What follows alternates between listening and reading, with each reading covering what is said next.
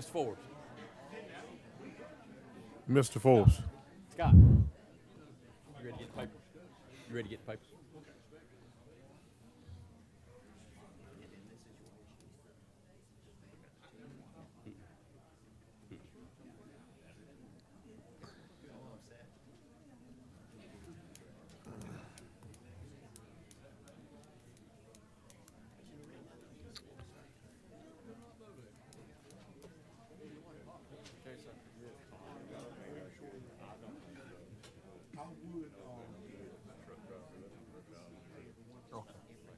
Do you know who this other person? Amy? Is that Amy? Amy Kraut? Croft?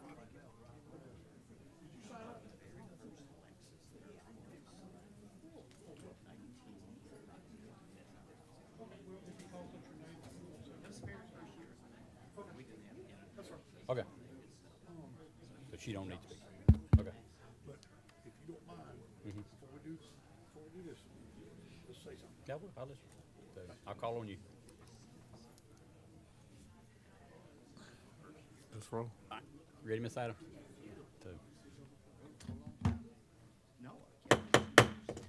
All right, good evening and welcome to tonight's meeting of the Yancey County Board of Commissioners. I want to welcome everyone who's in attendance in our audience here tonight and also everyone watching on our live stream. We do have a full room in front of us tonight and we have a full agenda, so we're going to work through it. We're going to begin tonight with our invocation. I'm going to ask Reverend Tim Adams of Harvest Ministries to come forward. Greetings to you tonight.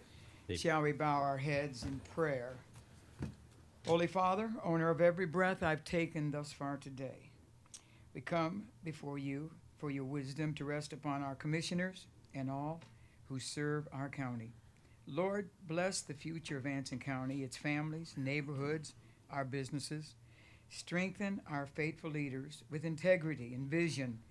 Lord, bring clarity that's fair for the common good. Lead this generation toward prosperity and hope for tomorrow. In the greatest name that I've ever mentioned on this side of eternity, the name of Jesus Christ. And everyone said amen. Amen. Amen. God bless you all. All right, thank you, Reverend Adams.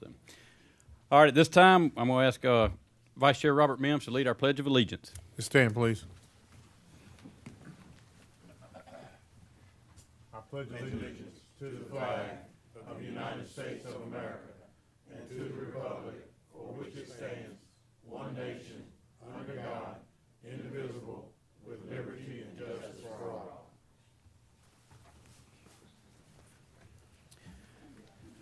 All right, thank you for that. All right, first up, I'm going to read our ethics statement. In accordance with the State Government Ethics Act, it is the duty of every board member to avoid both conflicts of interest and appearances of conflict. Does any board member have any known conflict of interest or appearance of conflict with respect to any matter coming before the board tonight? If so, please identify the conflict and refrain from any undue participation in the particular matter involved. So this time, are there any conflicts? All right. Before we approve the agenda, I'm going to ask that we make a modification to the agenda. We need to add an item under public hearing. So we need to add 3A and then move what is currently A down to 3B. So under 3A, we need to add a Duke deferral of the special use permit 25-0007. And then item 3B will become the special use permit 25-0007, will be item 3B. Okay. So with that addition, I'll entertain a motion to approve the agenda. So moved, Mr. Chairman. Second. All right, have a motion by Commissioner Mims, second by Commissioner Little Reed. All in favor of the agenda, say aye. Aye. Thank you. All right, now our consent agenda. I'll entertain a motion to approve the consent agenda. So moved. Second. I have a motion by Commissioner Mims, second by Commissioner Little Reed. Any discussion on the consent items? Hearing none, all in favor say aye. Aye. Thank you. All right, so we are going to move on to our public hearing, item 3A, which again is the Duke deferral request of special use permit 25-0007. So this time I'll entertain a motion to enter into public hearing. Second. I have a motion by Commissioner Gatewood, second by Commissioner Woodburn, I believe. All in favor say aye. Aye. Thank you. We're now in public hearing, so Mr. Addison.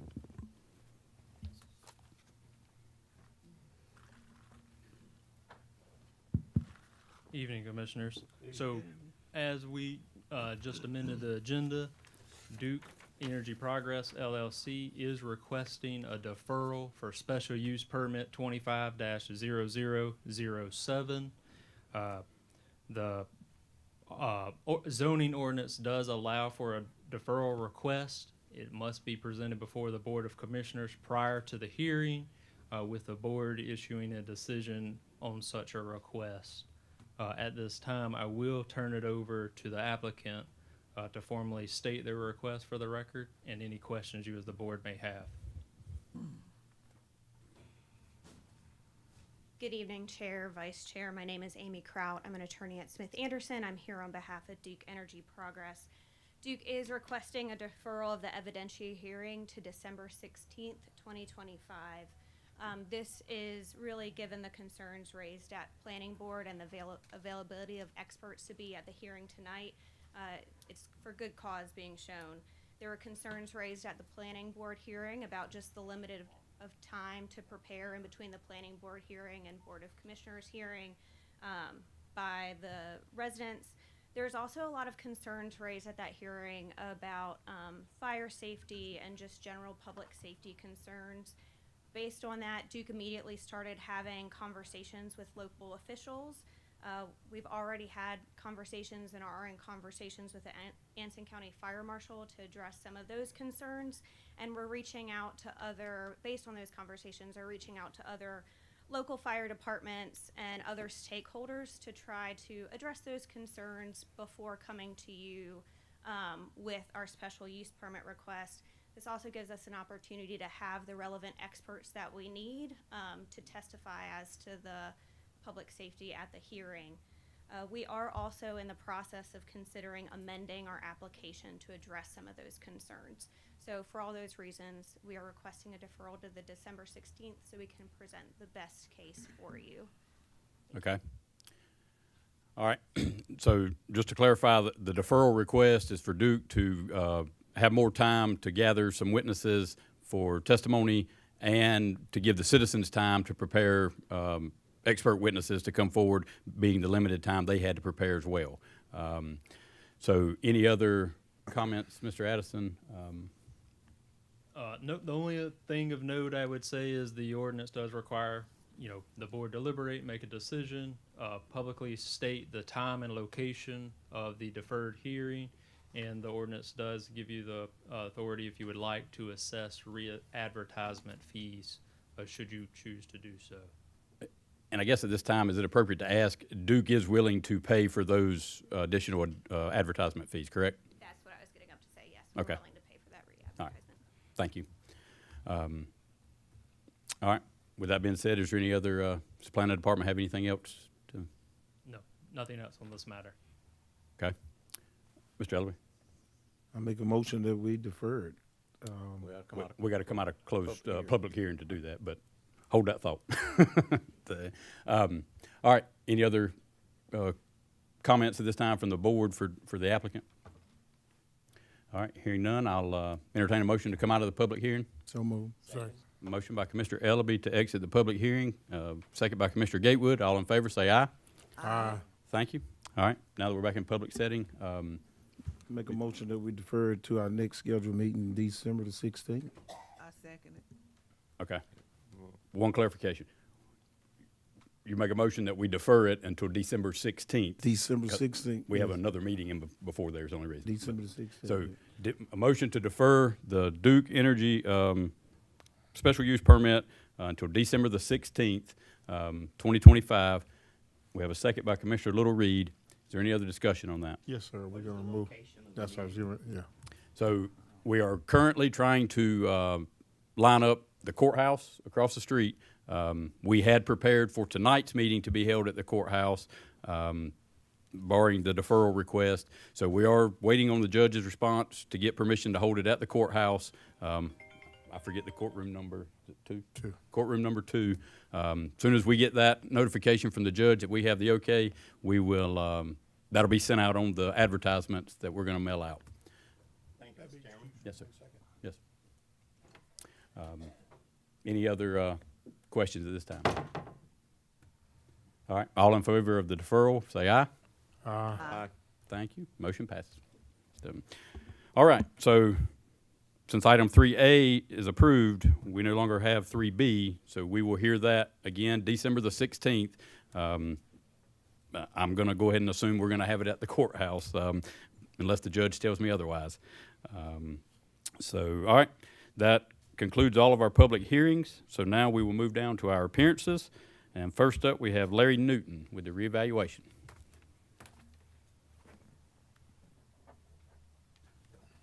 You want me to?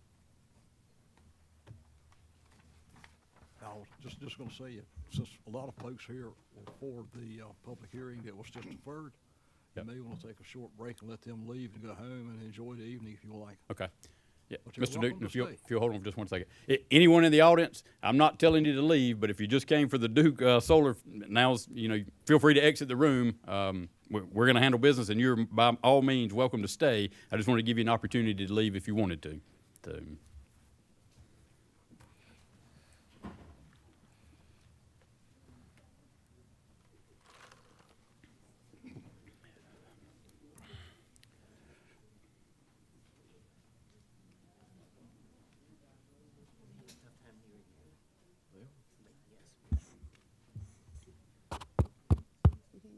It's on. May I make a quick announcement, please? Yeah. I've just got confirmation, I got a call. We have clearance to have the meeting in the courthouse. Okay. I would like to announce that in the hall if That's you don't fine. mind. So, Thank you. thank you. Sound quiet. What? You have your, Houston said you will work for, you can be a, go to. Oh, yeah. Okay. Can I leave? We'll address that just somewhere in here. So, Have a small stake. let's let Mr. Forbes back in, and we're ready to proceed. I'll just put in commission concerns need to be, Ain't it on the agenda? or planning board appointments, yeah, Yeah. got you. All right, got you. Does he live in that area? Morgan? Okay. I don't know. Yeah, Morgan. Okay, you can proceed, Mr. Newton. All right. Thank you. You have before you a schedule of values for the 2026 revaluation project. The results are there. I know you haven't had time to look over it or study it, but we'll answer questions as we move through here, but I'll ask if you'll hold your questions till I get through with the presentation. I think I'll answer a number of your questions along the way. This schedule of values is now public record, of course, and also is being now kept in the tax office downstairs for inspection. Exactly what you have to any of the taxpayers and citizens within the county. There is a process we got to go through general statute to get this approved and move it through the process to get it enacted. But anyway, we have scheduled after tonight, and you receiving it, a public hearing on this schedule for the public on December the 1st. After December the 1st, it still will be on display. It'll still be open for questions and anybody that wants to inspect it and review the process. After December the 1st, we're basically projecting to adopt this schedule of values on December the 16th and officially put it in place. Taxpayers, upon the adoption of the schedules on December the 16th, they'll have up to 30 days to appeal the decision of the county commissioners to the North Carolina Property Tax Commission in Raleigh. An appeal that would come from a citizen would have to be substantial in information and would not be, we just think it's too high.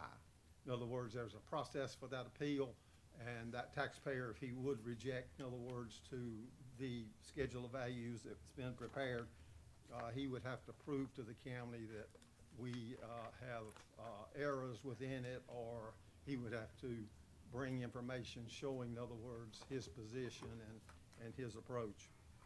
I have with me tonight, in the room here, Vision Government Solutions. They were the vendor, the contractor on the project. That'd be Bob Pearson, who's back here, and David Balcom.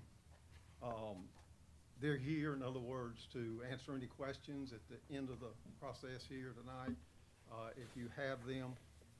This project began in April of 2024, and it will end hopefully around April or May of 2026. We're going to talk a little bit about neighborhoods, so I just bought my trusted map so you can see how the county is broken down into neighborhoods. These are the different townships, and then over here is all the different areas, in other words, that are broken down, in other words, to get to a figure of what each segment of the county is worth. We have a pretty large county, 340,700 acres, 535 square miles, and there's 20,000 acres here that we dealt with in this appraisal. The county is broken down into neighborhoods, as you can see here on the map. There are 122 defined neighborhoods in the county.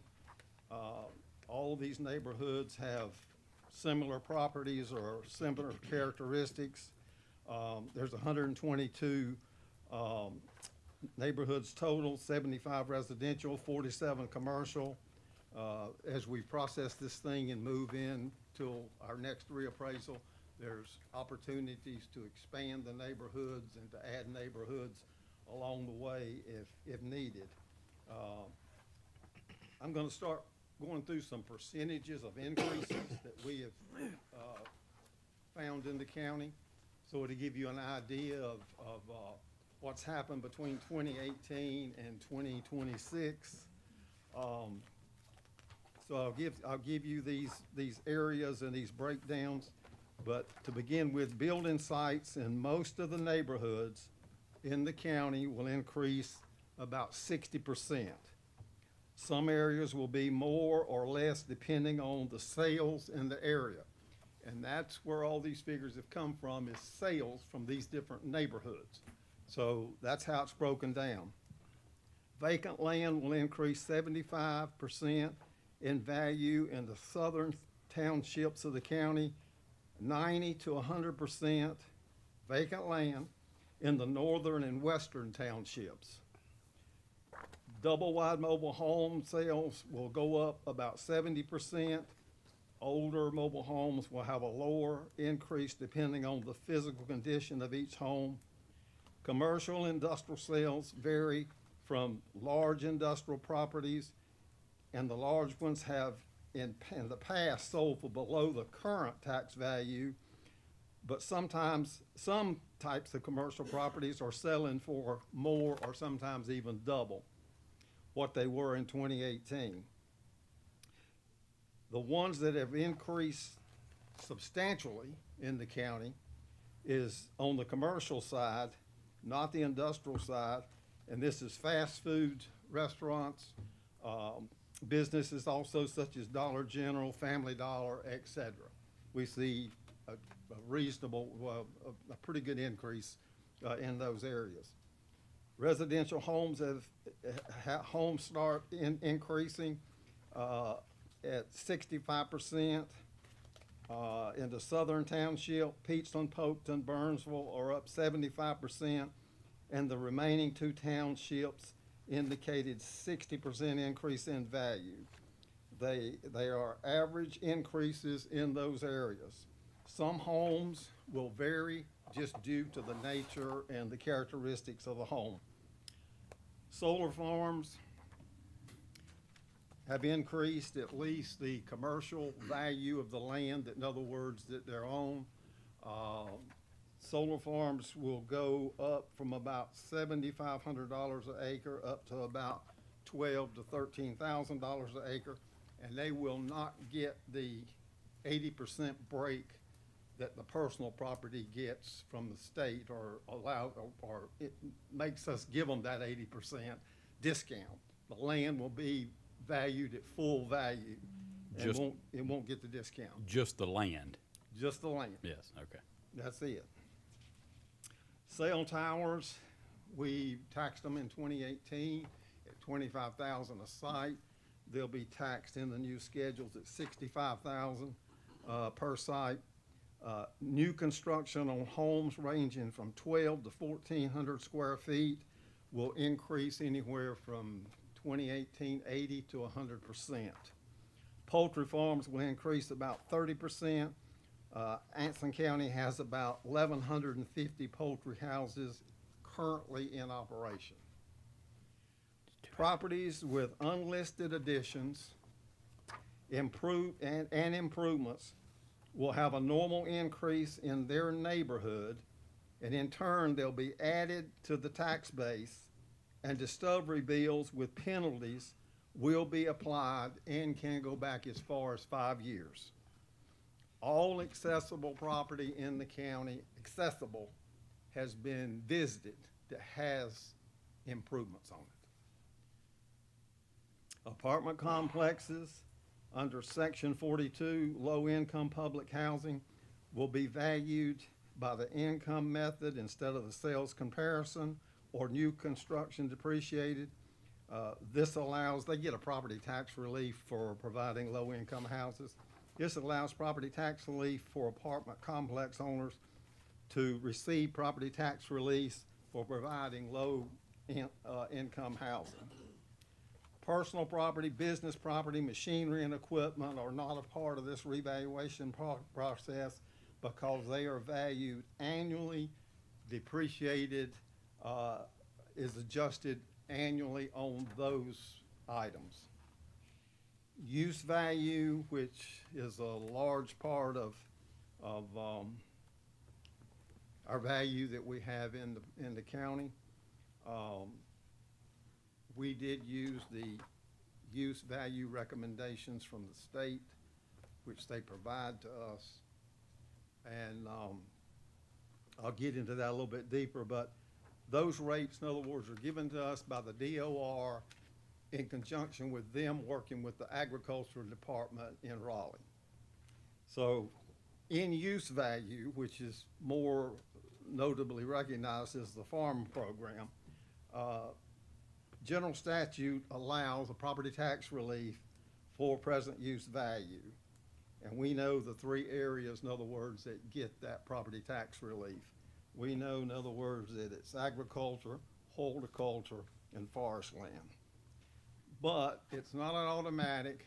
These properties have to qualify through ownership, and all but one has to qualify with verifiable income, but forestry does not.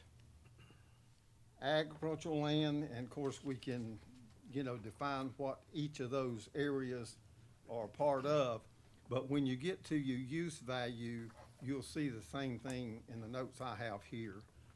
It's the very first page of the use value manual. We know that ag takes 10 acres, forestry 20 acres, horticulture 5 acres. We also know we have two major land resource areas in the county, 136, 137, and both of those carry different rates. I would say that 85 or 90% of the county is under the Piedmont, the major land resource area of 136. The only part of the county that's in 137, which both carry different rates, is down in Morven and McFarland down there, and it's just a very small part of the county.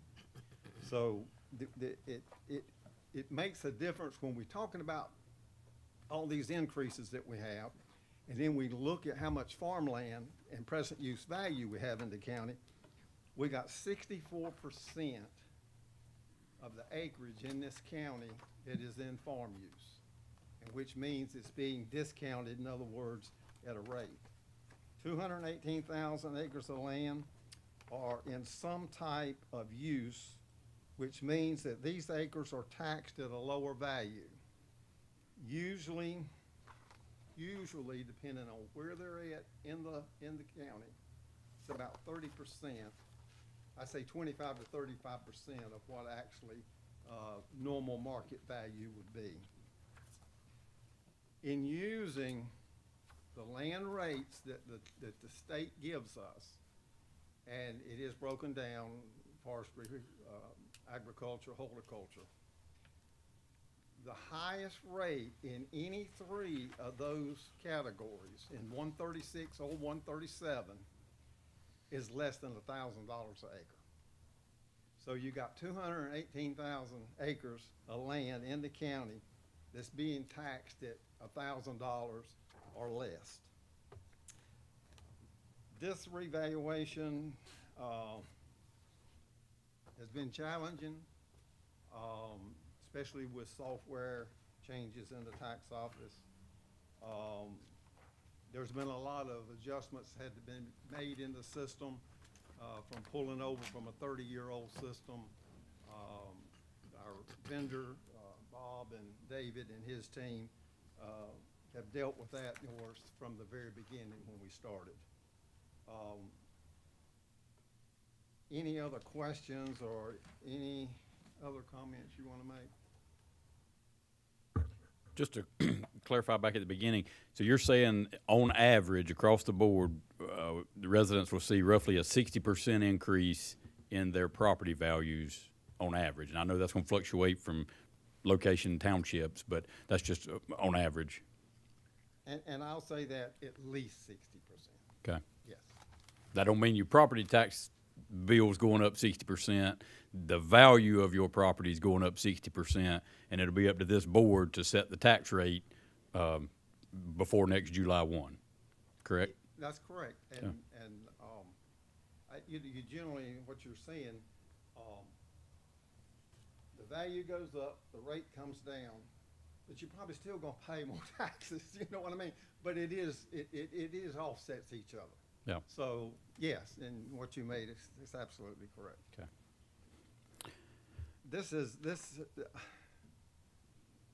We know where the growth's at. We know where the value's at in the county.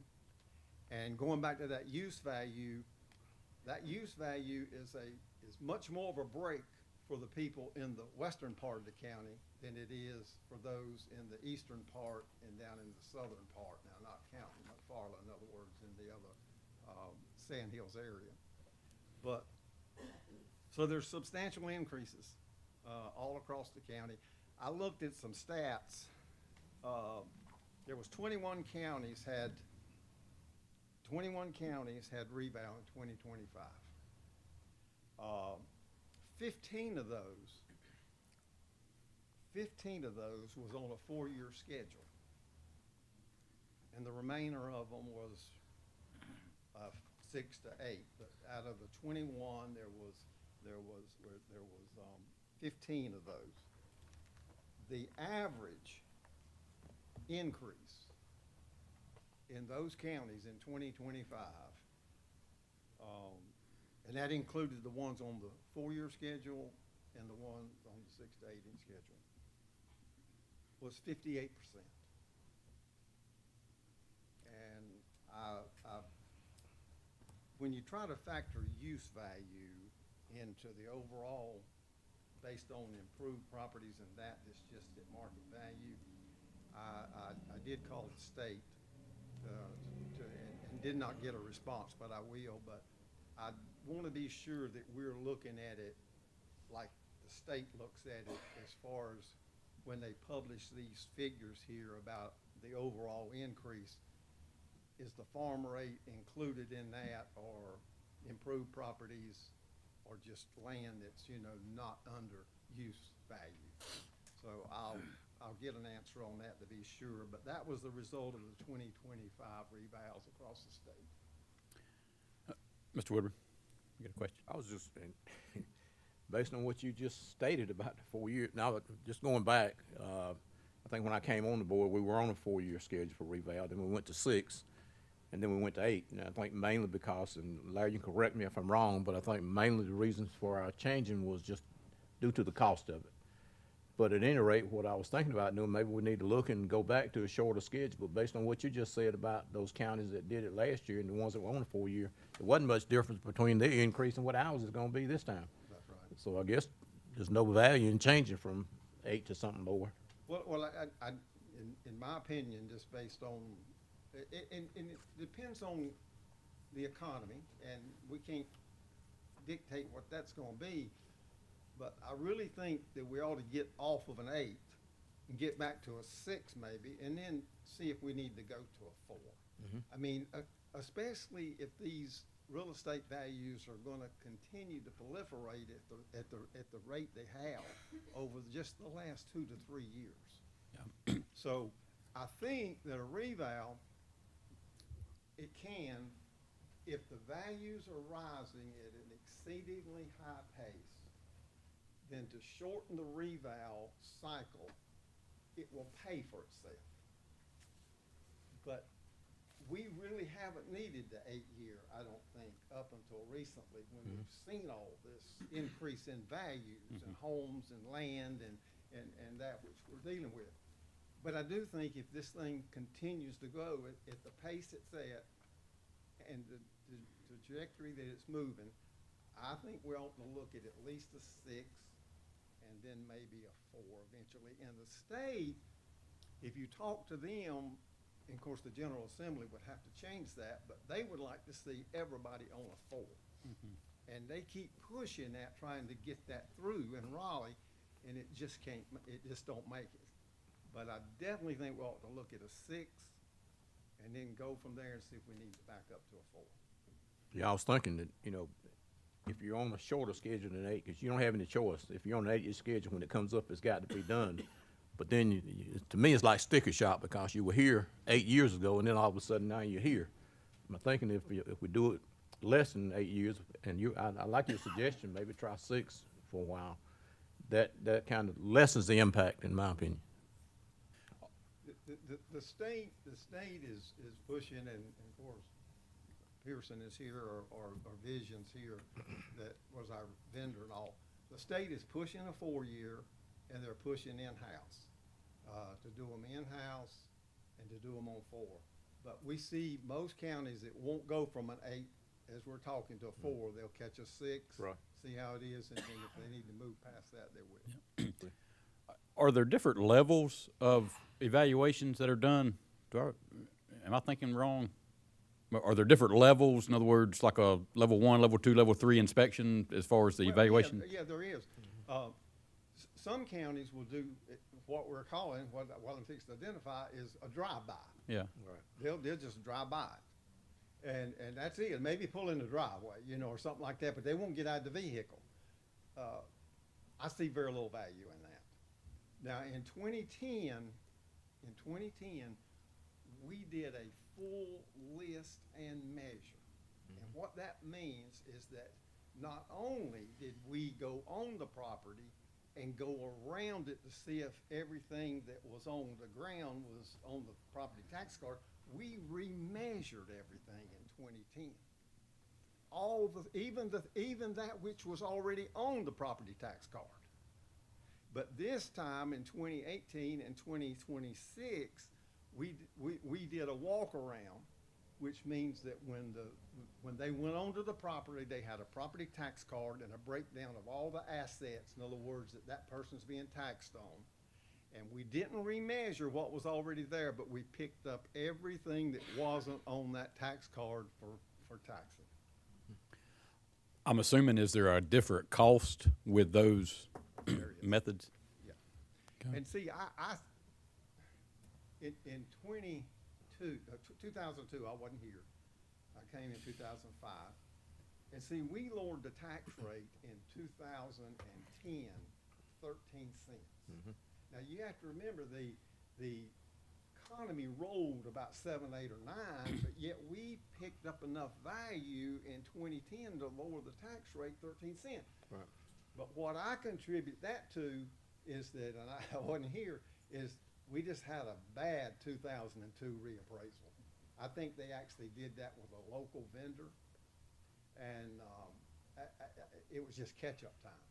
So, and then 18, we didn't lower it but about 3 cents, but you can see now we're going to substantially be dealing with quite a bit of increase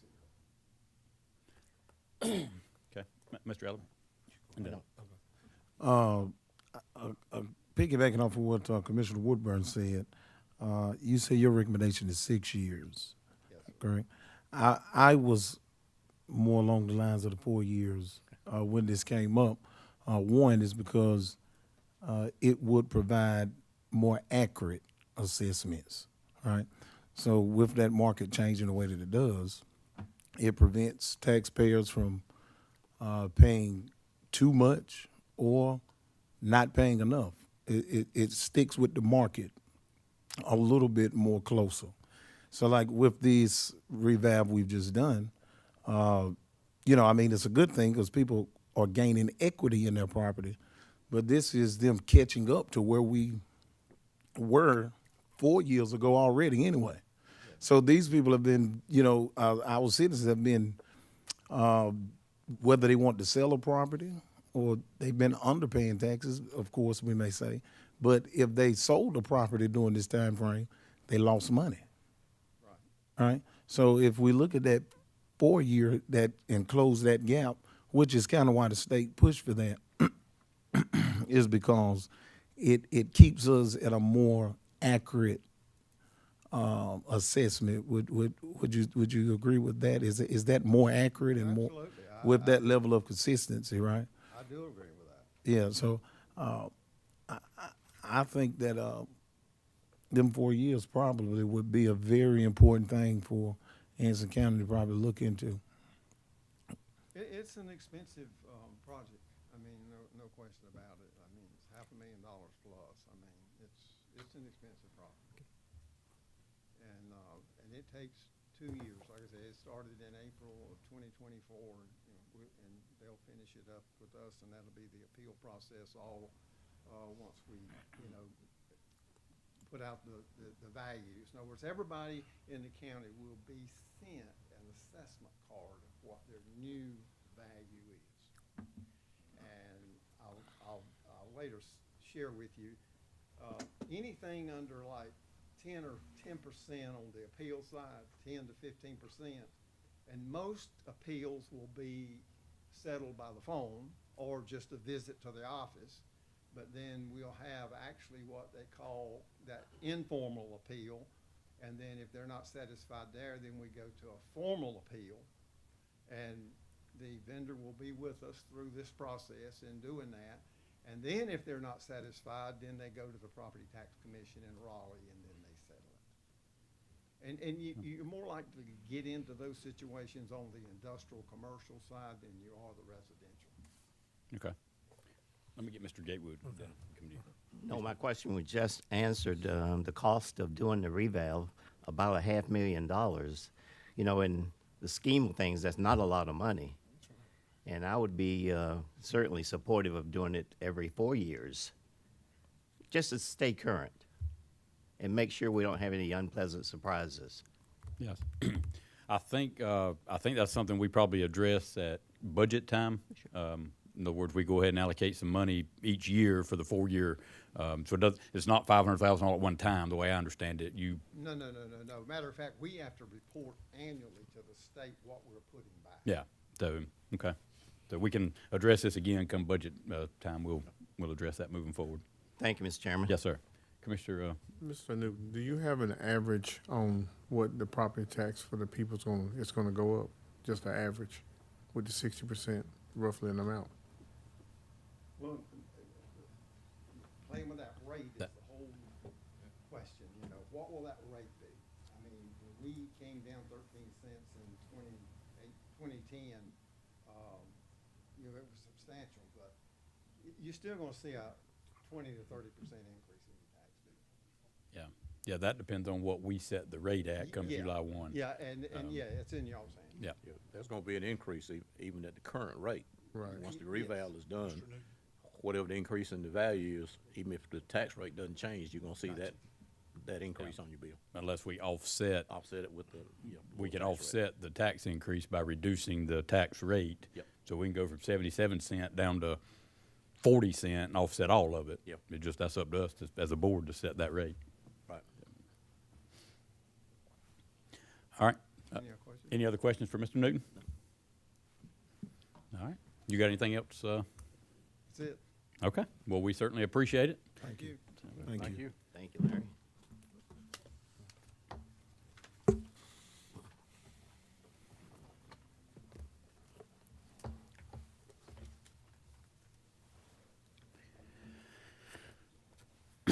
All right. Moving on, item 4B, we have Ms. Lula Jackson, Department of Social Services report.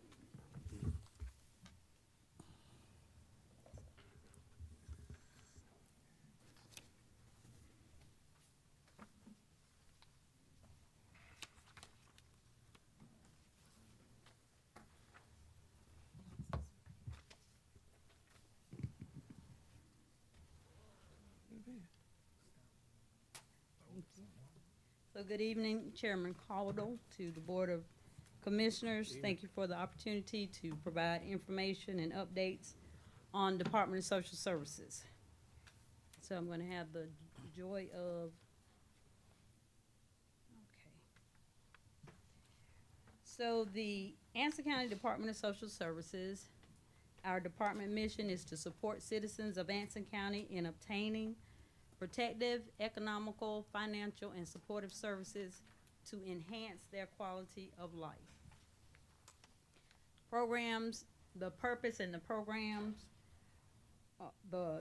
that we administer are state and federal mandated programs, and we engage community partners to assist in meeting the needs of the community. That's the purpose of the program, to help meet the needs of the citizens. The only program that we administer that is not state or federal is our county-funded programs, which is the foster care other monies and the general assistance funds.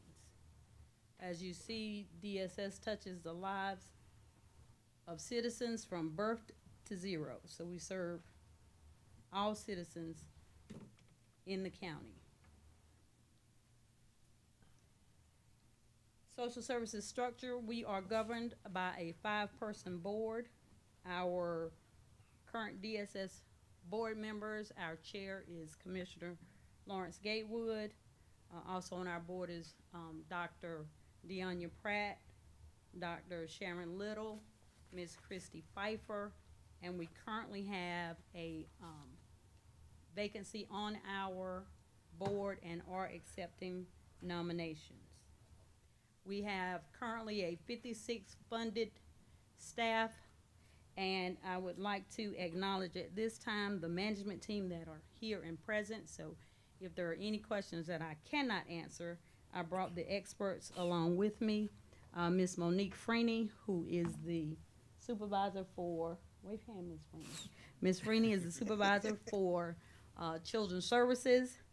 Ms. Keisha Dunlap is the supervisor for Adult Services. Ms. Nia Broadway is the program administrator for Economic Services. Ms. Jennifer Tarleton is our child support supervisor. Ms. Stephanie Taylor is the supervisor for Family and Children's Ongoing. Sharon Cox is the supervisor for Adult Medicaid. And Erica Hamilton is the supervisor for Food and Nutrition and Energy Programs. Ms. Charisma Martin is the supervisor for Family and Children's Intake. And Ms. Brandy Lyles is our newly appointed administrative officer. And she chose not to come to this presentation, but to go to Peachland Polkton School for a terrific kids celebration. So I did excuse her for that. I understand. Our service areas are administrative services, economic services, child support services, adult services, and children's services. We're staffed by professionals ensuring high quality service and regulatory compliance. We value respect for others and our customers, responsibility for our work, and professionalism and knowledge and knowledgeable representation. Core areas. Administrative services consist of customer services, greeting our customers as they come into the agency. Also acknowledging that with technology, we have less in-person volume and an increase in call volume. And having those numbers probably would have been a good thing to have for this afternoon. We also provide shelter operations as needed, voter registration, and fishing license.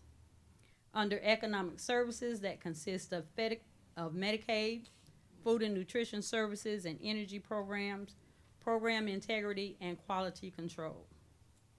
Child support services consist of establishment, enforcement, and locate. Adult services consist of special assistance in-home, adult protective services, guardianship services, representative payee services, adult care home monitoring, child care, work first, non-emergency Medicaid transportation, and multidisciplinary teams.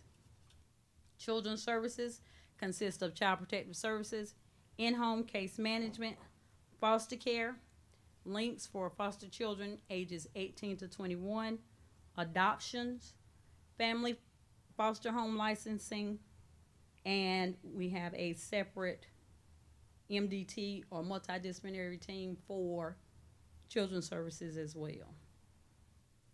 Under the economic services, on last month, that was this month. A couple of weeks ago, I talked with you about food and nutrition SNAP program. Probably for the past 4 weeks, with the whether or not benefits for November were going to be dispersed, brought a lot of angst and anxiety to the food and nutrition services unit, which unfortunately is currently now operating at 50%.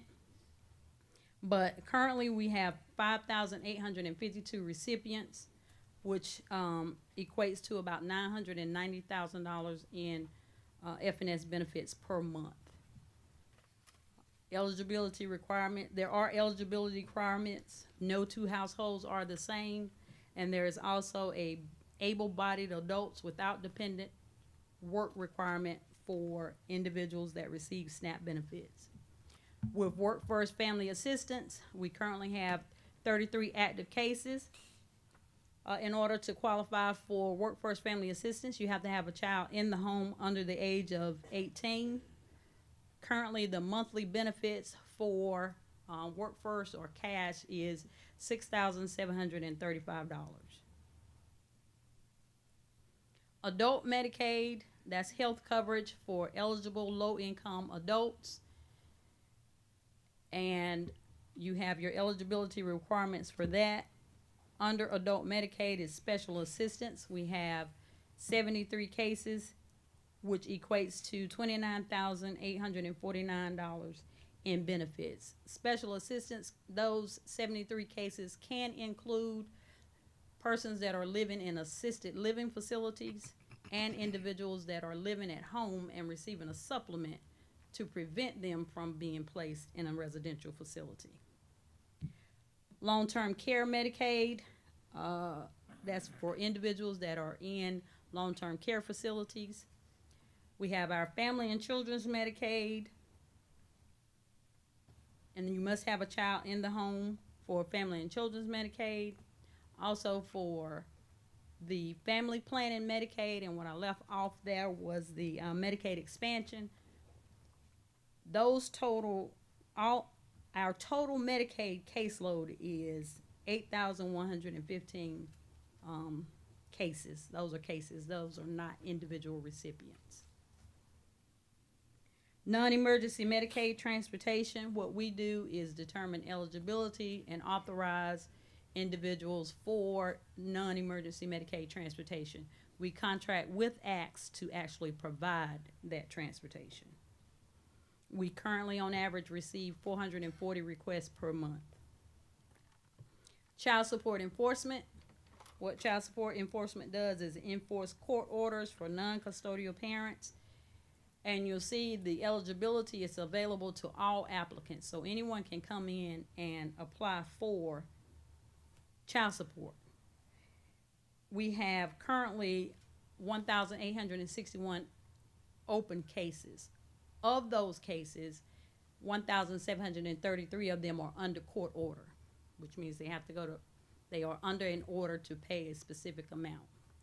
The difference is those that sign a voluntary agreement, and we don't have to do, there's not an order on those. For subsidized child care assistance, currently we are serving about a little over 300 children per month. We currently have a waiting list. We have 119 children on the waiting list as of today. Partial payments are made to licensed providers. Those payments were once made or were once upfronted by the county, and then the state will reimburse the county. Currently, those payments are direct deposited and made by the state. Emergency assistance program consists of heating, cooling, and rental assistance.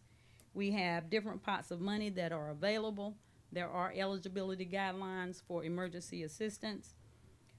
LEAP, our heating program that will begin December the 1st.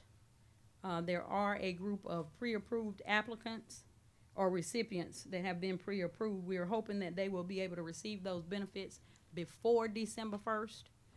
We are really hoping that they will, because we currently do not have any heating assistance funds at Department of Social Services. So we don't have any LEAP, we don't have any SIP funds, we don't have any shared warrant funds. We noticed that temperatures are dropping, but unfortunately right now we don't have any funds available to assist with that.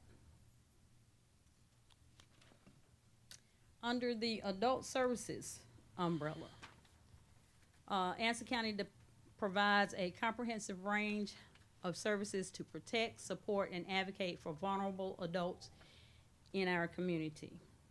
We currently have open 10 adult protective services cases, and this is where we investigate, evaluate abuse, neglect, and exploitation of vulnerable adults. 10 is high for Anson County. Normally, we would average anywhere from 2 to 4 per month. So to have 10 is a high number for us. Guardianship services is we provide guardianship for adults deemed incompetent to safeguard their well-being. We make decisions for those that the incompetency is declared by the court, and we are appointed guardian. Sometimes we are appointed just guardian of the person, but there are times that we are appointed guardian of the person and the assets. Payee services, we currently average 12 per month, and this is where we help individuals that don't have a good track record of managing their own funds, to help them prevent becoming vulnerable adults and to make sure that they can maintain financial stability. And SA in-home, I talked about that a little bit earlier, where we provide financial assistance, supplement incomes so that individuals can stay in the home. That supplemental income can be used to help with prescriptions, utilities, any home repairs that may be needed, so that if someone desires to stay at home, they can. Facility-related services, adult care home monitoring. We currently have one adult care home that's Meadowview Terrace, but anytime that's located out near the high school, but anytime there is a report of a violation of a rule or regulation, then we have to send someone in to investigate the complaint. So we have to do complaint investigations there. And then adult placement services, we assist individuals and families in finding appropriate placement for either themselves or their loved ones. Another responsibility under adult services, unclaimed bodies. We have it under unclaimed bodies, but it can be any body that is unclaimed after a 10-day time frame, and then the county is responsible for paying for that cost of burial for that individual. That monies we normally pull from the general assistance monies that we receive from the county. For children's services, Anson County DSS is dedicated to protecting children and supporting families through a comprehensive set of services. The core service is child protective services. And that's when we investigate allegations of abuse, neglect, and or dependency of a juvenile under the age of 18. We currently have 26 open 26 open Child Protective Services reports. We have 2 investigators who, according to state standards, should only have 12 cases per person. So as you can see, we're over our standard, but we do what we have to do.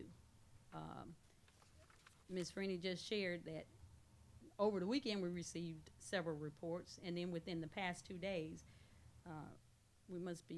it's not a full moon, but it feels like it. So we've received 8 Child Protective Services referrals in the past 2 days. Case management, and that says 0-0, but it should not. That is when a case is substantiated, found to be in need of protective services, and then the case shifts from investigation to a case manager that normally will follow that case for a 90-day time frame to try to make sure that services are put in place so that children can remain at home and be safe. Foster care, we currently have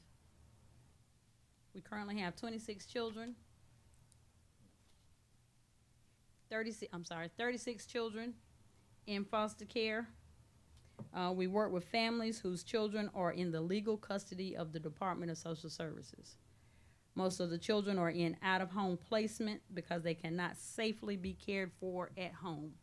We are fortunate in that now there is a kinship provision. Sometimes we're able to place children with relatives and also be able to provide financial support for those relatives that take those children into their homes.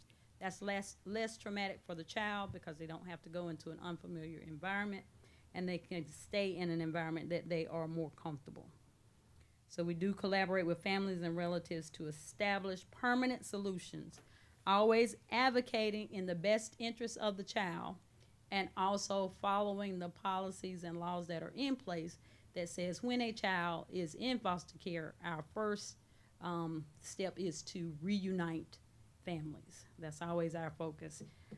So that's something that we have to work towards. Foster home licensing is a duty and responsibility. We currently have 3 licensed homes in Anson County. We currently have a foster care licensing class that is in progress, and we have 6 potential homes that we hope will come out of that. We have to conduct home studies, both court-ordered and non-court-ordered studies for prospective adult families.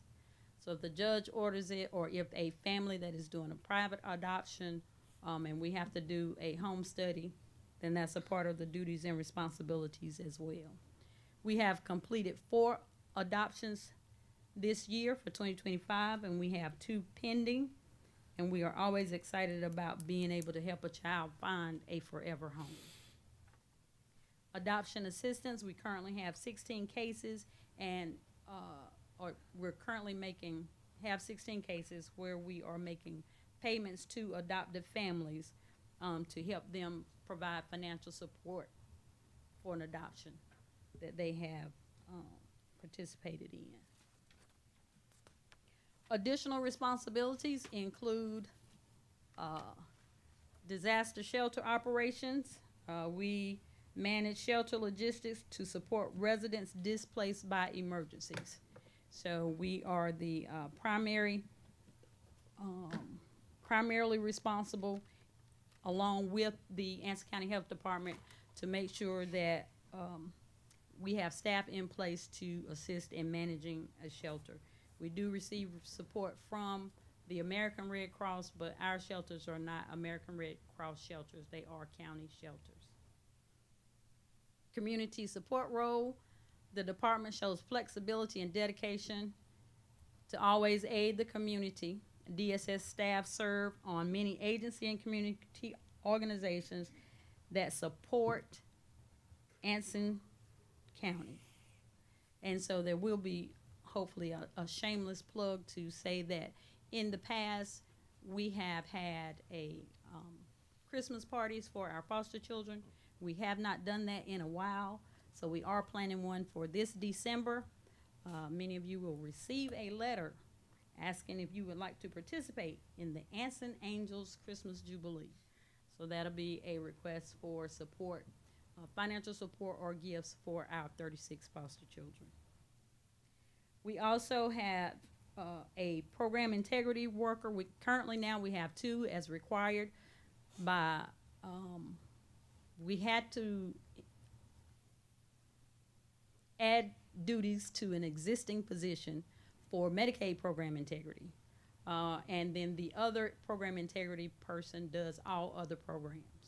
So program integrity, fraud, and compliance, we are committed to the elimination of fraud and abuse of the public assistance programs, and also to ensuring the quality, accuracy of the public assistance program. So we're doing quality control and we're doing fraud prevention and make sure that we're maintaining the integrity of all of our programs. Another duty that I would like to add is foster care supervision, and that is when our foster children are displaced.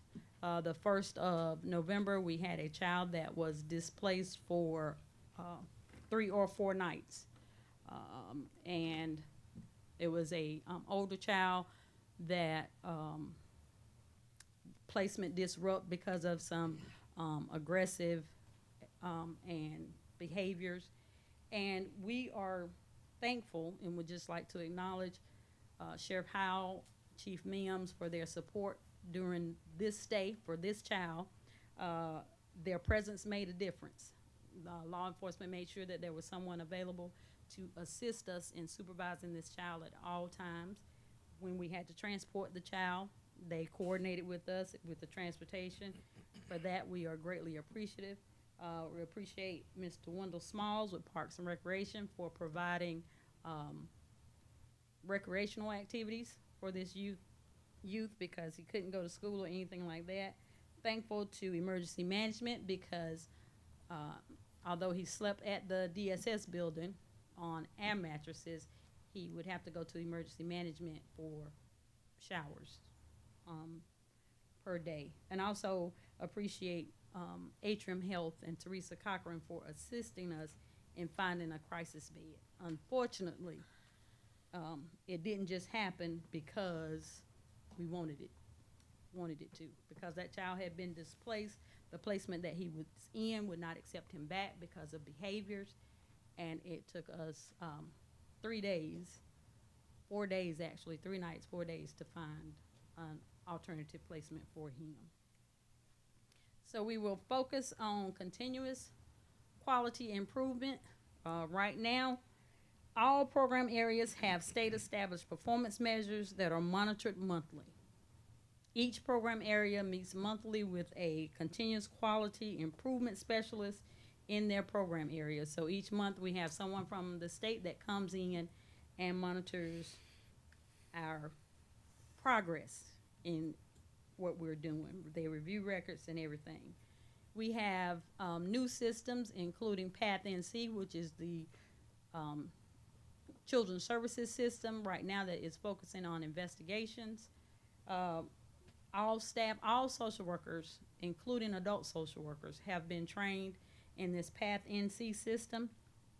Of course, it presents challenges because we're going from not having a system to having to do everything electronically.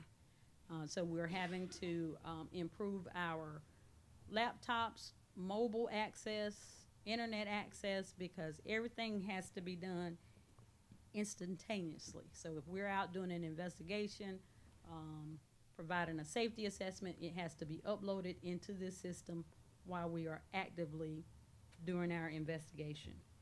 So that's a transition for the staff.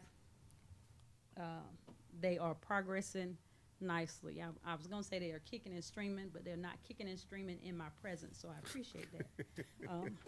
Because I told them I was not accepting any resignations or any job transfers. E-court system is the new court system, again, where information has to be uploaded into the court system. There was a time when the children's services adult services, child support would go to court. They could go back to their office and take their time and get documentation together and upload it. They would normally do that the day after. Now all of that has to be done the day of. And available. OASIS is an adult system that is currently in place, and where information has to be keyed from the adult side. And we all are familiar with NCFAS, that has not changed. But all of these programs allow the state access to records when they need them. So no, long gone are the days that they say, pull these records and we're going to come in and review them. They are reviewed upon their request. So audits and reviews, in addition to all of the work that is done, there are county audits, state audits, federal audits that are continuous. Overall, we meet and often exceed expectation. We do that with a small staff. We do that with not a lot of the bells and whistles that a lot of the larger counties have, or the staff that they have, or even the specialties. We don't have staff that specialize in one thing. All of the staff do multiple programs. Our best human efforts do sometimes require corrective action plans, but I am pleased to say that when we have a request for a corrective action, we acknowledge what was wrong, we get in, develop a plan, take accountability for it, and execute, and normally within 60 to 90 days, we're out of the corrective action. Training is continuous, it's required, and it's mandated. Upcoming will be House Resolution number 1, the big beautiful bill. It will dramatically impact food and nutrition services and Medicaid. Please know that there will be changes that will have a financial impact, and we will talk more about those. Some of the things that stand out for Medicaid, there will be a work requirement for Medicaid. We already have a work requirement for food and nutrition services. But some kind of way, those programs are not going to be the same. You're going to have a different work program for Medicaid than you do for food and nutrition services. Some of the Medicaid changes will also impact. There will be a 6-month recertification required. All Medicaid recertifications will have to be done in a 6-month time frame, specifically those with Medicaid expansion eligibility. For food and nutrition services, they're going to redefine ABODs, decrease benefit levels, reduce admin reimbursement. Currently, food stamp is being reimbursed administratively at 50%. For 26, 27, it'll be reduced to 25%. It'll eliminate some exemptions for foster children, veterans, and homeless individuals. They'll no longer be exempt. And also there will be a impact on those that use a housing allowance. They're going to move to a standard housing allowance versus using actual cost. So that's going to decrease and primarily impact working families, because they won't get the same deductions that they've been getting for for rent, utilities, and those types of costs. What I will close with is that future moving forward for DSS, as always, since in 2017 we started with a 2020 vision of having a new DSS building. Please note that that vision has not dissipated. It's still there, a new DSS building. We also will probably need new vehicles, a new vehicle moving forward, definitely new employees with all of the changes that are going on, additional employees, because it's going to be more work, and the continuous training. So that's my presentation. Any questions? I want to thank you for an excellent overview of the Department of Social Services. I want to thank you and your staff for everything you do for all the citizens of this county. And on behalf of the Board of Commissioners, I say thank you for everything you do as a director. Thank you. So, Thank you. Thank you, Jackson. Thank you to the Thank you. staff for being here. I appreciate it. David Thurl report. Good job. He does that stuff. He does everything like that. Okay, next we have Ms. Tanya Bird with Axe.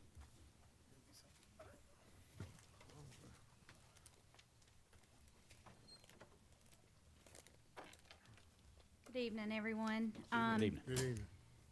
Kind of going off of some of what Lula said about the impact of some of the changes that's going to be made. I gave a letter to Marina to include in your packet. It's a letter from DHHS on September 29th. Excuse me.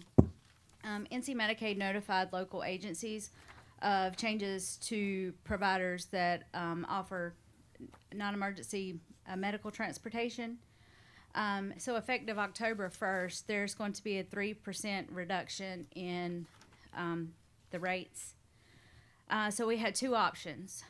I can either reduce our rates for the transportation by 3%, and I can go ahead and submit that when I do the billing to Cheryl for prior approval for her to send that in with the rates already decreased by the 3%, or I can bill DSS at the regular rate, and then Cheryl will have to figure the 3% decrease and submit it in, and then DSS will be responsible for paying Axe the 3% that it was decreased.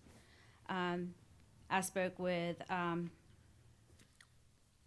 Holly, and I spoke with Mr. Sossman, and I spoke with Lula, and we were trying to decide what the best way was to approach this, being that we were not expecting this.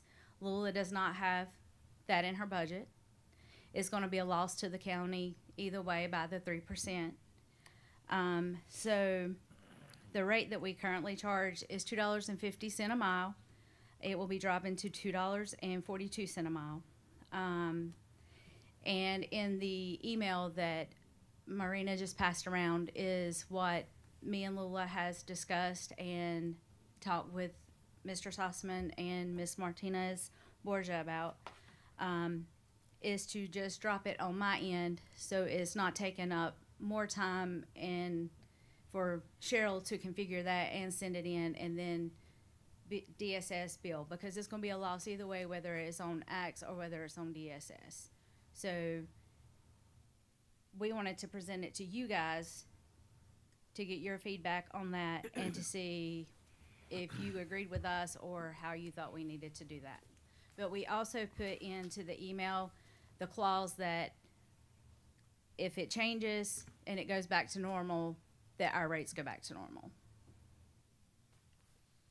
If and when that happens. So what you're saying is either social service or the Axe is going to have a shortfall at the end of the year because you didn't account for a reduction in the rate that you're going to charge. Yes. So one department or the other is going to have the loss. You're saying it's easier for Axe to, I don't want to say absorb that cost, but it's easier for you to take that loss because you don't have to worry about billing them back and forth. Yes, I can enter it in our system, and all we got to do is calculate, hit the button to calculate. And I'm not sure what Cheryl has to do on her end, but then that would be her having to submit it to NC Tracks with the 3% decrease. And then they're going to have to do an invoice for DSS to pay us that 3% difference. Well, I feel like, Chairman, in my opinion, to just go ahead and let Ms. Tanya take the 3% off, and it's just less work for everybody. Yeah, that's the cleanest way to Way to do do it. it, yeah. Okay. Do you need a motion from this board for that, or? I'll Okay. make the motion. I'll second it. So I have a motion by Commissioner Gatewood to, I want to say, use Ms. Bird's advice and let Axe handle the, like I said, I hate using the word absorb, but to let Axe handle the 3% reduction. We have a second by Commissioner Mims. Any other discussion on that? All in favor, say aye. Aye. Thank you. All right. Thank you, guys. How much What, will Ms. this Bird? reduce your budget in that specific? I did an estimate for September's bill. It's gonna be about a $600 difference a month. Okay. Okay, thank you. That was, I didn't think to ask you. All right, thank you for that, Ms. Byrd. Okay, moving on, we're going to get to our public addresses to the board.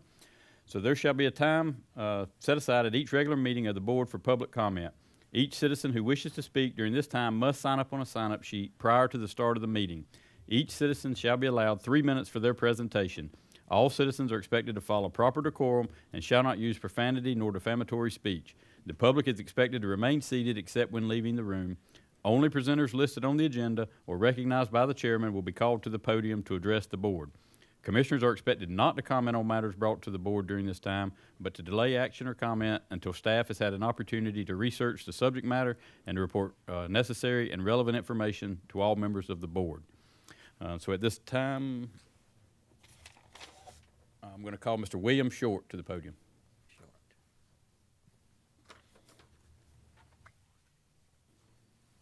Chairman, Commissioners, good afternoon. Good evening.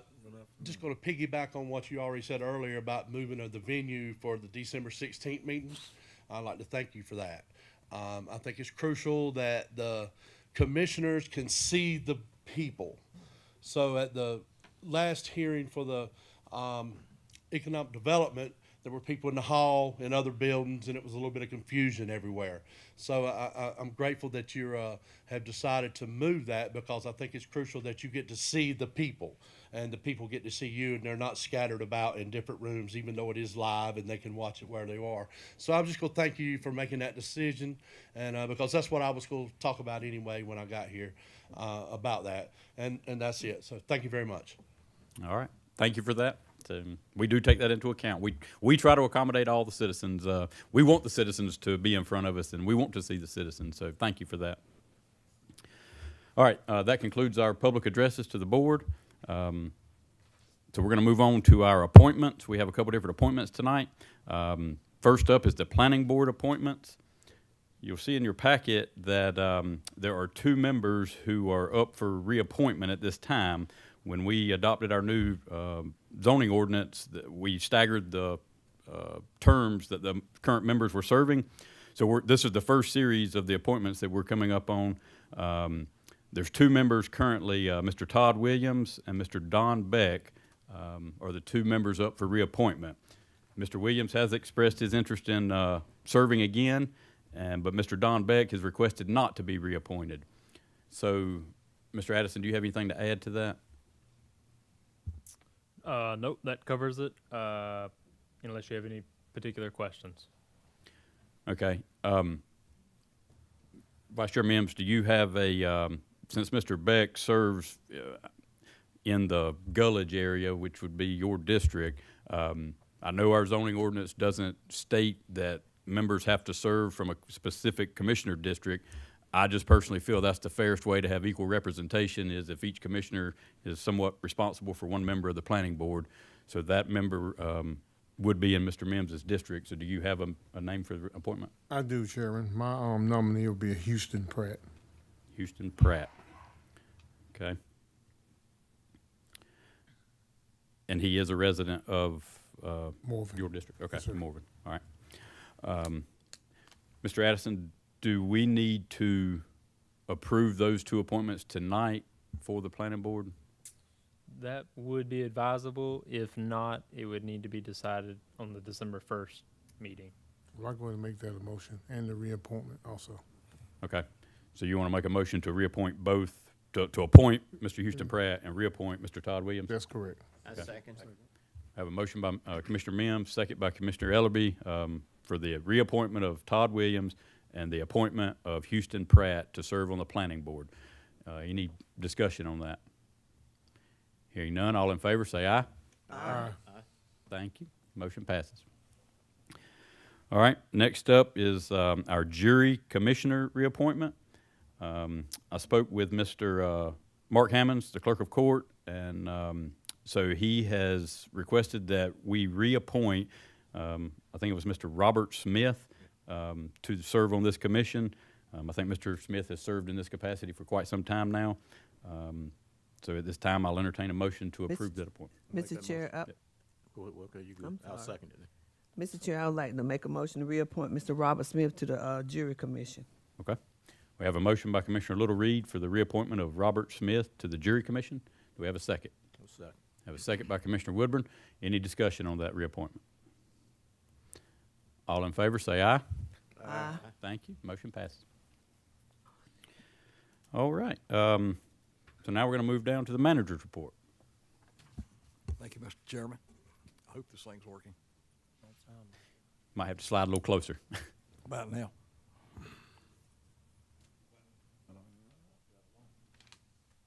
Anyway, first thing that I have is at the last meeting, the board decided, got the news about having a new assistant county manager. And he's here tonight sitting next to our clerk to the board, Dick Addison, and Marina Adams, as you know. Duties that I think would be appropriate, and you can expound on them if you'd like, would be planning and zoning, GIS, building inspections, Veterans Affairs, ACTS, grants administration, soil and water, and cooperative extension. And of course, at the board's own recommendation, they wanted him to continue also to provide focus for economic development activities. Yes. And if there's any other suggestions at this time. If not, we can go with that, and Mr. Addison and I have talked about it, and he's up for it. Okay. Well, But we've also talked about the possibility of him trying to learn that little bit that I know about water and sewer. I think that is a much needed area that we need some help with. So. Oh, yeah, absolutely. I'll agree with you 100%. Yep. Well, first I want to congratulate Mr. Addison on his, I guess, promotion to assistant county manager.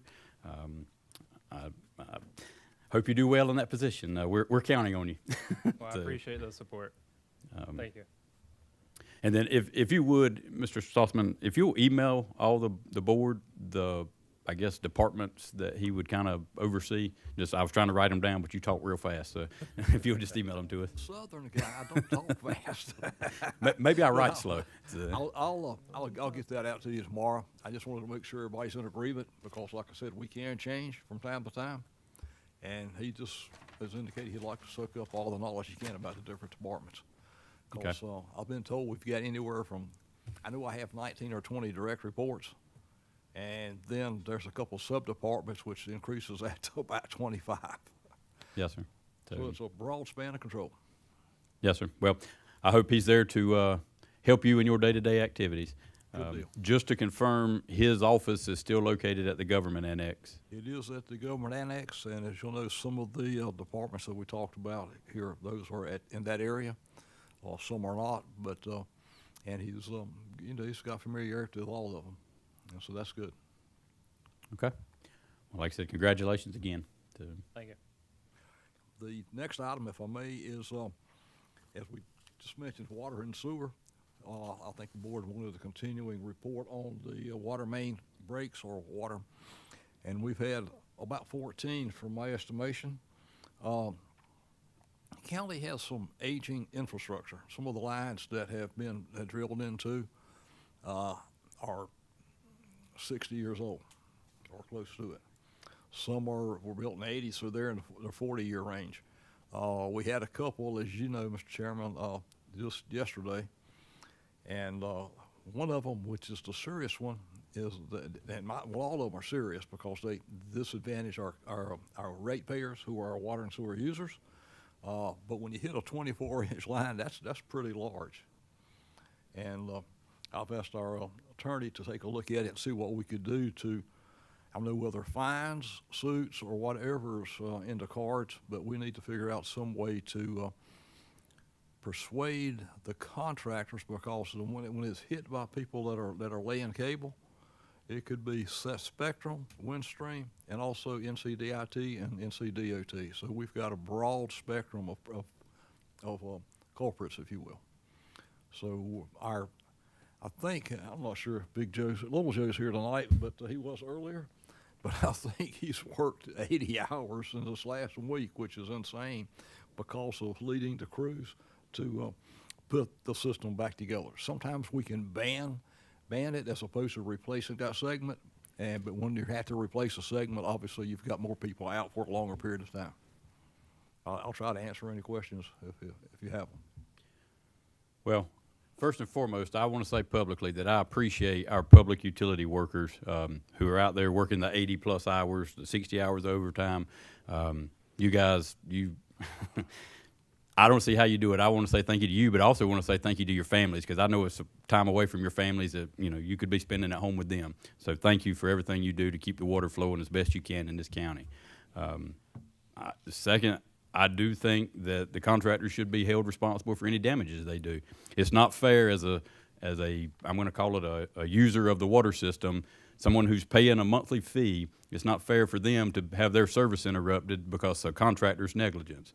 Out of this report, there's 14 incidents right here just in the last 30 days.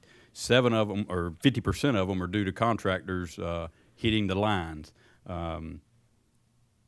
In that 50%, or those 7 incidents there, they're not all the same contractor. Obviously, you spoke of, there's 3 different crews installing lines, so it's not all going back to the same contractor every time. It's at least 3. It could be 4 or 5. Yeah. But at the end of the day, they still should be held responsible for the damages. I agree with you 100%. When we have checked with other counties around our area, and they're agnostic about it, they break lines in every county, every jurisdiction. For some reason, it's I'm not sure if it's carelessness, just getting too big a hurry or what, but it is time consuming for us, and it's bad for our water and sewer users, and it's also bad for our employees. Yes, absolutely. So Mr. Forbes, I look forward to hearing a solution on how we can hold these contractors accountable.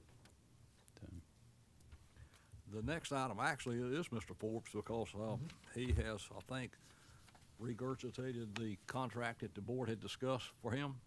And if you'd like to have him discuss it tonight, I'm sure he's ready, willing, and able. If you've got any questions, but it should be at your position. Yes, each commissioner should have a copy of Mr. Forbes's proposed contract. We have went back and forth with this contract for a few months now. So this should be the latest version that we discussed. Are there any comments or changes to this proposed contract? Make a motion that we approve the contract. Second. All right, we have a motion by Commissioner Gatewood to approve the county attorney's contract. We have a second by Commissioner Mims. Any discussion on that? All right, hearing none, all in favor say aye. Aye. Thank you. All right, we appreciate it, Mr. Forbes. I'm honored. Thank you. Honored. Excellent. The next item is Sand Hills Regional Library System. Ms. Hightower is requesting the authorization to close the library during lunch on Monday, November 24, so the staff can get together to observe the Thanksgiving holiday. It'll be like a time for them. It's just, she's requesting it from 12:30 to 2 p.m., and that's about an hour and a half. I'll make that motion. Okay. Does the board need to approve that, I guess, or? I knew there's been some discussion in the past about whether I could do it or whether the board should do it, so I just figured, what the heck? She'd also requested another one, so I just put it all on there. Okay. And the next one, if you want to do both at the same time. Yeah, let's handle both of them. Is a similar event at Christmas for Friday, December the 19th, to be able to close the library early so they can get together to exchange gifts and also have an evening meal together. Is it roughly the same time frame? Yeah, this would be from 2:30 to close early, from 2:30 to 5. Okay. So, I'll make a motion, we fulfill those requests of the library. I second it. What's the question? It says here is Staff Development Day. Is I was just fixing to ask. So I think in our agenda, isn't there another date, January 30th? January 30 at number F, or actually, no, number F something different. There is one because the Sand Hills would like to have them to have a work day. And I think we're going to do that next, but you can go ahead and approve that now if you like. If it's all right with you and Ms. Adams, I'd like to approve all 3 for the library in one motion. Okay. So, So the January 30th is a staff development day. That will be an all-day closure, correct? Yes, sir. And Okay. that's something they do on an annual basis, just to develop the staff, get them acquainted with the new procedures and processes, as well as new equipment that the libraries are furnished. Okay. So I'll entertain a motion to approve the library's request for the 3 closures, 3 different dates. I amend that motion to add that, yeah, all 3 dates. Well, one of them is a county closure for the Christmas parade. That's a different, County office. Oh, yeah. It's for county office. Yeah. That was gonna Yeah, be the on library will be closed November 24th for a couple hours, December 19th for a couple hours, and January 30th all day. So- Right. And then for the other question that was asked was the county offices. As you know, on a Thursday, I think Commissioner Little Reed has brought this up before, as well as some others. There's gonna be a Christmas parade downtown Waitsboro. Yeah. And there are some that don't want to stay for the Christmas parade, and then there's others that work at other locations like Axe and the Annex Building and so forth, that want to come into town. And obviously, a number of them have children, because children love parades, so they have to go get their child, come down here, find a parking space. So I thought it'd be good to leave early or close those all the offices early, because we've got some downtown don't necessarily want to stay. So you got a mixture of both Yes, sir. from my polling. Okay, let's handle the library closure in the motion. You've got Mr. Ellaby on the floor. You seconded it, Commissioner Little Reed. So is there any other discussion on the library being closed those 3 dates? All in favor, say aye. Aye. All right, thank you. Motion passes. And then, as Mr. Stossman said, on the December the 4th, the day of the Christmas parade here in town, what time are you proposing closing the county office? Well, I think the parade starts at 5. It's 5, What I understand is At 5. 5, so I would say no later than 4, if not 3, I think 3 of them. because we've got people that live Now, Burnsville, that area, and that will run home, get a child, bring them back. now, is that a requirement for us to make a motion to actually do that? I mean, I'm assuming that's in your I think jurisdiction. it's appropriate so that the board knows what's happening. So, Mr. Sussman, what is the specific time of closing? I would say either 3 or 3:30. Oh, which one, Mr. Sussman? I make a motion, we close it at 3 o'clock. 3 o'clock. Hello, Okay. Reverend Ellerby. All right, so we have a motion by Mr. Ellaby to allow county offices to close at 3 p.m. on December the 4th in order for the Christmas parade. We have a second by Commissioner Woodburn. Any discussion on that? All in favor, say aye. Aye. Thank you. Motion passes. And if I may, I can add something while we're cleaning house. Yes, sir? 2 things, both positive. All right. Well, semi-positive. One of them, this is positive. I just received notice from the Department of Transportation Aviation Division for the state that they've granted us another $150,000 that would go with our grant of $150,000 last year for taxi lane improvements. And if I remember right, our match for that is usually every year is somewhere between $15,500 and $16,500, and this year it's right under $16,000. So we Which need is to make not a that bad match match. again. So that's just your information. And then what was the other one? I don't know. I knew that was gonna happen. Too much stuff at one time. The other one is, although my commissioner to my immediate right hasn't asked this question in a while, usually every year the local government commission, sometimes referred to as the LGC, provides us a supplement for use in the audits. This year they have not done that yet. For some reason, they're focusing on the state budget process, which obviously the state has not adopted a budget yet. So we're still hoping, since we've got all of our part of the annual audit done, that they'll provide it so that the auditors can add whatever additional stuff that the state wants via the LGC. Okay.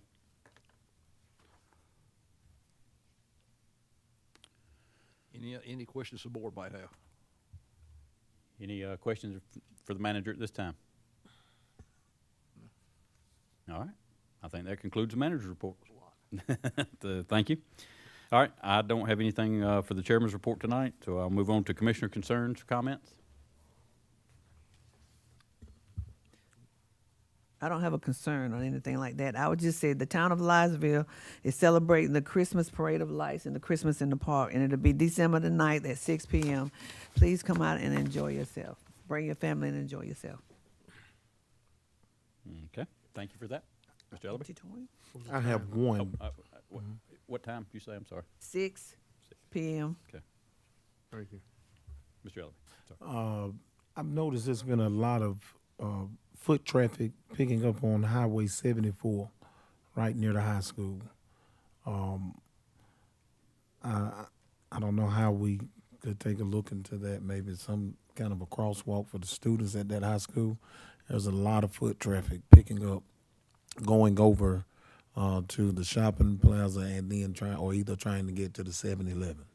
So I think we may should consider putting in some kind of crosswalk of some kind, because I saw an 18-wheeler pretty much stop to try to let some students by. However, they were on the right lane, the inside lane, and therefore, kids don't always have good judgment, and they didn't happen to look and just went across the truck, and another car slammed on brakes. And I've just noticed a lot of foot traffic there, so I don't know if it's something we could suggest or look into before some kind of injury or fatality there. Yes, sir. I think, and Mr. Woodburn may be going to hit on this, I think the DOT has plans for, I'm not going to say a crosswalk, but they have some plans for some improvements at that intersection that go along with the new middle school project. Okay. That's correct, and I'll verify what they are at the RPO meeting, which will be, I think it's the next, maybe this week. But at any rate, I'll find out what that's going to be and report at our next board meeting. Do you know roughly about what the time frame is of what they plan on implementing? Just I curious. can't say right off the top of my head. Okay, I'll okay. get all that. Okay. Best I can. Okay, thank you for that. Any other commissioner concerns? Okay, hearing none, I do not believe we have any closed session item tonight.